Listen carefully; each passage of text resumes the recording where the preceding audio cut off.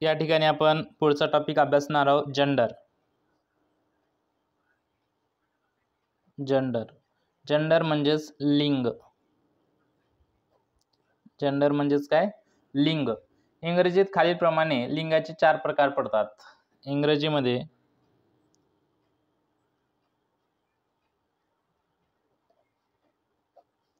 लिंगाचे 4 प्रकार पडतात.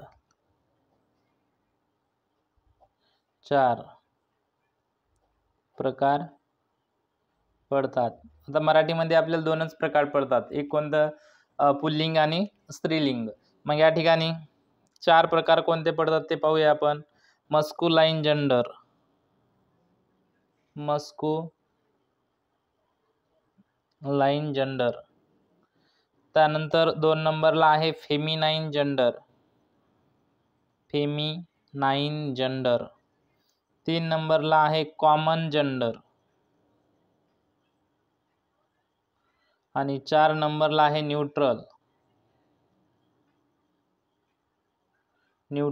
Gender. मस्क्युलाइन gender म्हणजेच पुल्लिंगी, आपण काय म्हणतो त्याला मराठीमध्ये पुल्लिंग म्हणतो. त्यानंतर फेमिनाइन जेंडर म्हणजेच स्त्रीलिंगी,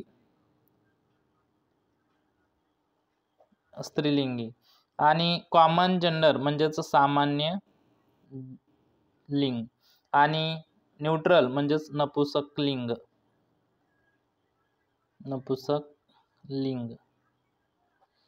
मग मस्क्युलाइन जेंडर म्हणजेच काय? पुल्लिंगी, म्हणजे ज्यामधून पुरुष जातीचा बोध होतो अशा जेंडरला आपण काय म्हणतो? पुल्लिंग म्हणतो. म्हणजेच मॅन काय? पुल्लिंग आहे, बरोबर आहे. त्यानंतर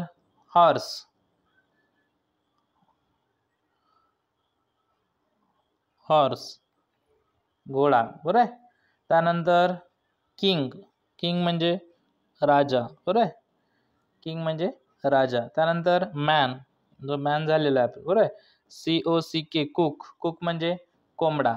मग आता आपल्याला फेमिनाइन जेंडर मध्ये आपल्याला अभ्यासायचं आहे मॅन. त्यानंतर या ठिकाणी बॉय पण येणार आहे. बॉय या ठिकाणी काय येईल? मग गर्ल येईल, बरोबर आहे. त्यानंतर हॉर्सचं काय येईल? या ठिकाणी मेयर येईल, बरोबर आहे.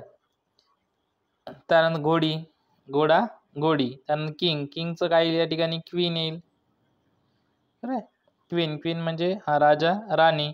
COCK कॉक म्हणजे कोंबडा, हेन म्हणजे कोंबडी, बरोबर आहे. हे झाले याचं फेमिनाइन जेंडर. म्हणजे पुल्लिंग हा स्त्रीलिंग. ज्या शब्दामधून, ज्या याच्यामधून स्त्री जातीचा बोध होतो त्यांना काय म्हणतो आपण? स्त्रीलिंग म्हणतो, म्हणजेच फेमिनाइन जेंडर म्हणतो. आणि ज्या शब्दामधून पुल्लिंगी जातीचा बोध होतो किंवा त्याला काय म्हणतो आपण? मस्क्युलाइन जेंडर असे म्हणतो. त्यानंतर कॉमन जेंडर, टीचर, त्यानंतर स्टुडंट. त्यानंतर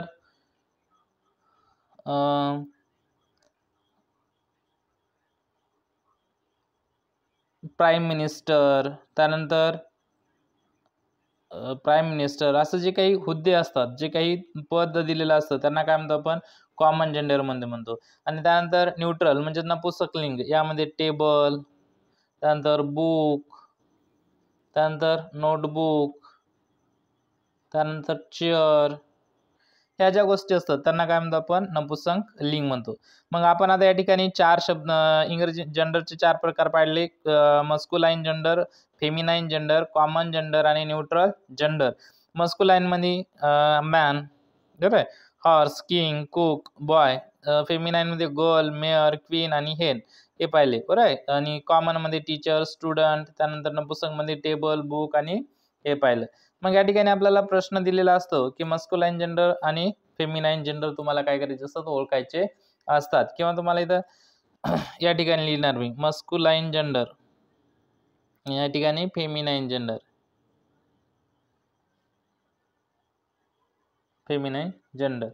या ठिकाणी तुम्हाला दिलेलं आहे काय? हजबंड दिलं. या ठिकाणी हजबंडचं काय होईल? मग हजबंड म्हणजे नवरा. मग त्याचं फेमिनाइन जेंडर काय होईल बरं? वाईफ म्हणजे बायको, बरोबर आहे.